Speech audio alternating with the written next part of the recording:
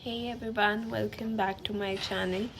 सो अभी मैं कोई वीडियो अपलोड नहीं कर रही थी बिकॉज़ 17 फरवरी को माय ग्रैंडफादर पास्ड अवे और हम लोग लखनऊ में ही थे 17 से लेकर 3rd तक। 3rd को we came back in the town after his 13वीं एंड ऑल जो भी चीज़ें होती हैं पोस्ट डेथ। तो 7 पापा तो वहीं पे थे, लखनऊ में ही थे काफ़ी दिनों से। और डॉक्टर ने फिर जवाब जब दे दिया था फाइनली कि he is in the last stage of his life my grandfather, तो हम लोग भी सब 17 को पहुंच गए थे। कृष्णा के एक्चुअली एग्ज़ाम्स चल रहे थे, फाइनल एग्ज़ाम्स चल रहे थे और वो सिर्फ अपने 2 एग्ज़ाम्स दे पाया था, बाकी के हमने उसके एग्ज़ाम्स छुड़वाए और वहाँ पहुँचे।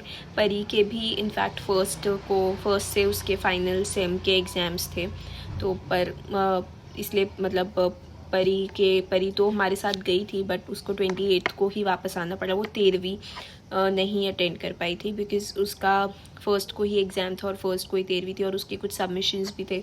बस अब इतना जल्दी जल्दी हो रहा था कि किसी को कुछ एकदम समझ ही नहीं आया, हम लोग बस निकले ही थे, वहाँ पहुँचे ही थे। और कृष्णा के भी अब वापस आए हैं तो अब शायद उसके भी एग्ज़ाम्स होंगे, तो अब वो भी लगा हुआ है पढ़ने में, क्योंकि पढ़ना तो पड़ेगा ही। उसके सिर्फ 2 ही एग्ज़ाम्स हो पाए थे, बाकी के सारे सब्जेक्ट्स बाकी हैं, तो अभी वो भी वही चीज़ कर रहा है। और वैसे तो Lucknow is my birth place और वहाँ मुझे जाने में बहुत खुशी होती थी, बट इस बार बहुत अजीब लग रहा था, बहुत ही बुरा फील हो रहा था।